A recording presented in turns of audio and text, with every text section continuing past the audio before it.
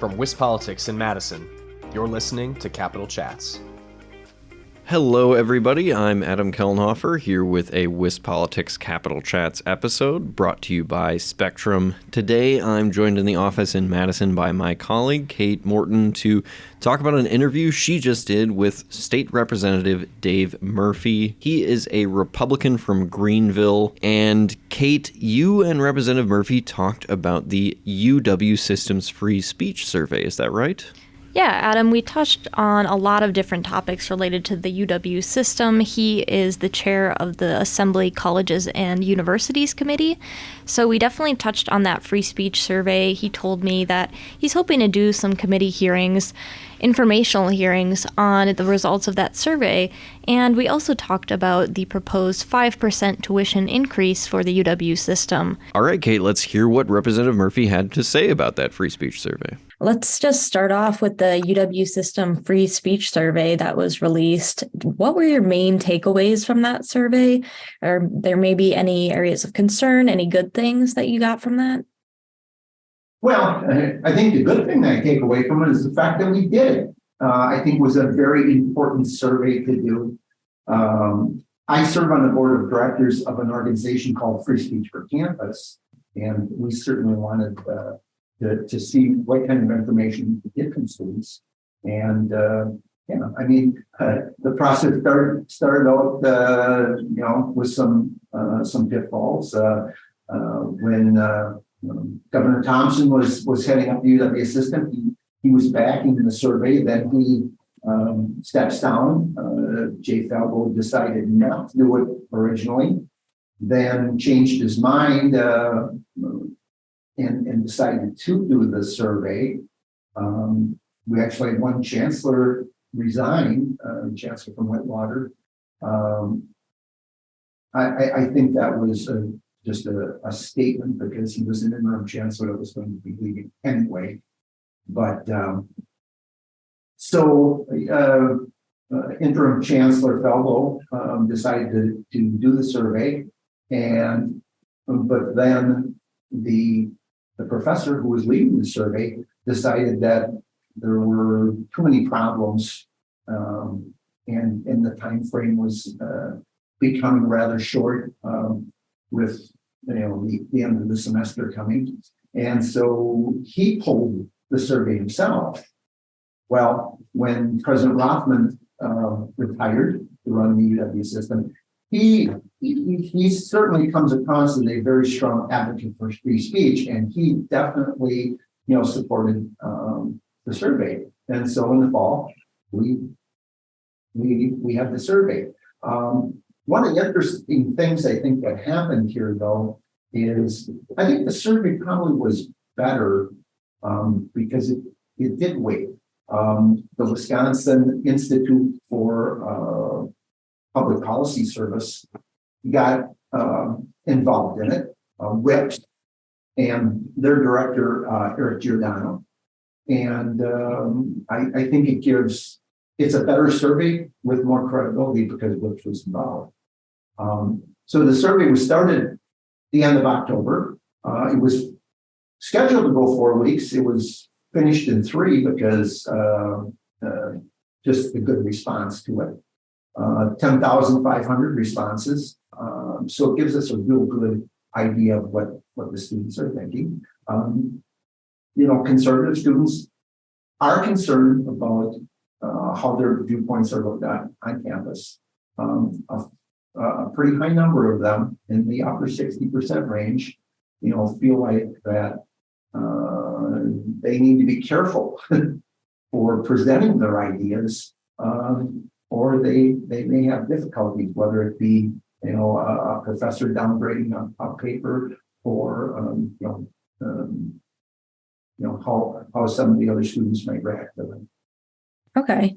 Were there any possible bills that you would put forward in response to the results of this survey after what you observed from it? Well, I think that's a good question. And so our plan right now is to do some hearings in which we will have a chance within our assembly committee in colleges and universities to talk to the researchers who did it, and we could dive down a bit into the, just the mechanics of the survey. People can ask some questions and get some better ideas of what's going on. We will probably be bringing in national free speech advocates and people that have studied this. Are you still there? Yep, I'm right here. Oh, because there we go. So anyway, bringing in those national people that can give us their insight into this survey. There's been other surveys done around the nation on other campuses, and it would be nice to get a national perspective on how we compare with some of those and that kind of thing. So, that's what we'll do. We'll investigate it more. Will legislation come out of it? Possibly. I've been involved with some of the free speech legislation in the past, I think it's probably more likely than not that we would bring a bill again protecting free speech rights of students and faculty, for that matter, on campus, because surprisingly, I've had a fair amount of professors reach out to me about the fact that that free speech isn't as well protected as it should be, and that there are, that they have issues with it, and so we'll probably be talking to a lot of professors when we go into our information series. Okay, sure. So another big thing is the proposed 5% tuition increase for the UW system.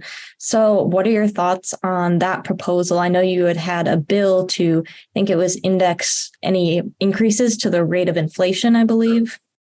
Yeah, so interestingly, and my committee had President Rothman in. The day of that particular hearing is when he announced that they were having a 5% increase. And I brought up to him that I had a bill that would cap UW tuition at the consumer price index level, and which would have been 6.5%. So a 5% increase would have certainly fit within the realm of the bill that I was proposing. So I was glad it was somewhat below that. Obviously, if at some point people don't do things at levels that are below inflation, it's going to be pretty hard to get inflation down. So, but people have said to me, "Well, Dave, because their ask for a tuition increase below inflation, is your bill important?" And I think it is. I think it's very important. And I don't look at that bill as a short-term fix or a one-time thing. I look at that bill as something that 20 years from now, when I'm sitting at home in my old age, and I look back and say, that was a really good idea. It fixed a problem for the long term rather than us dealing with tuition every single session of the legislature. I think this could fix the problem forever. Okay. Well, touching on another issue more related to the state budget, the UW system has proposed the Wisconsin Tuition Promise, which provide up to 4 years of tuition for certain families. What are your thoughts on that proposal? I know the Assembly Speaker had maybe cast some doubt on whether that would be in the budget. So what are your thoughts? So the idea of trying to make it easier for first generation students and students from low-income families to be able to get into the university is a very good idea. I also have a concern about it, though, and my concern is about the fact that when something is free, it somehow becomes devalued. And I always like people to have some skin in the game. And so I don't know, some adjustments around making sure that people maybe pay something. And, you know, if you get a college degree, even though you may be disadvantaged right now, by the time you get that college degree, and if the amount that you would pay would be very small, it should be something that you would be able to handle. And then at that point, I look at it as it's something you're paying back. You're paying back to the system that helped you to begin with. Okay. Another issue is the branch campuses. We saw UW Platteville Richland had to transition to online learning.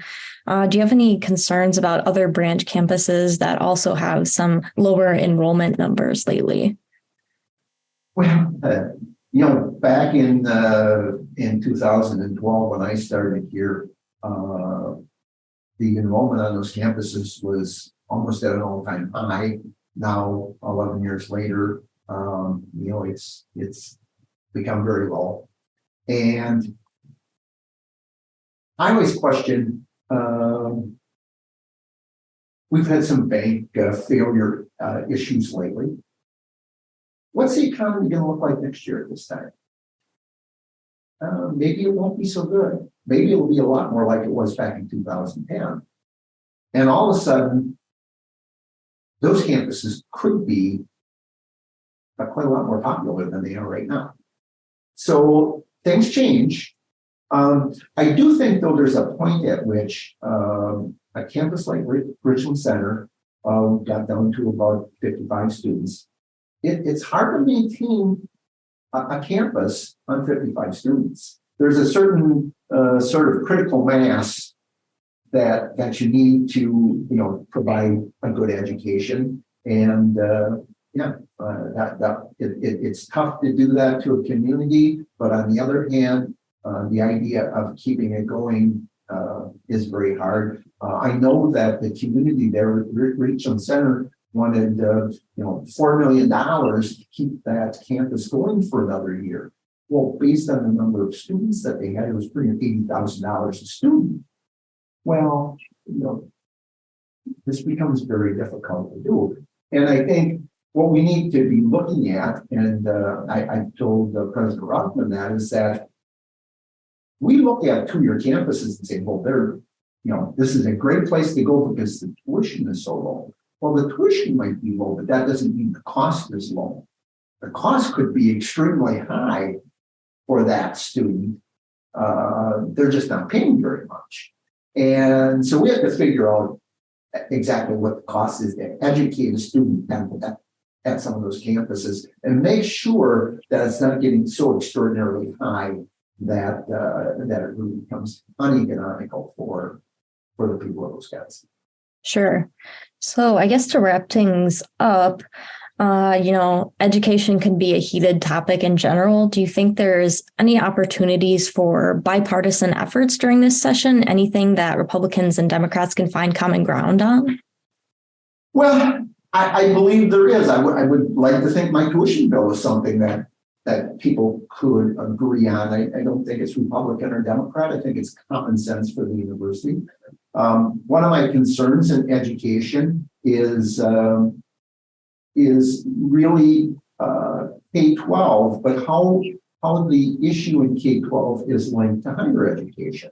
So in K-12, we have very low math and reading scores in lots of schools. And I don't think the level of proficiency in our K-12 school system is really acceptable to anyone right now. And the universities are not happy sometimes with the students that they have coming in. They need too much remedial education, and they're not as far along as they feel they should be.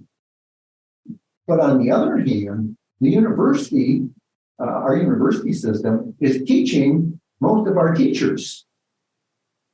And so, the question then becomes to the university, what responsibility are you taking for the proficiency of K-12 students?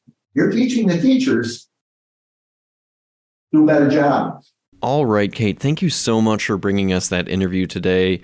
If our listeners want to read more, they can head over to our website at wispolitics.com. And stay tuned this week. The UW Board of Regents is going to be voting on a proposal to raise the tuition, so stay tuned for coverage on that. Yeah, they can check out that coverage over on our website, like I said, at wispolitics.com. But for now, I'm Adam Kellenhofer. I'm Kate Morton. Thanks for tuning in to WisPolitics Capital Chats, brought to you by Spectrum.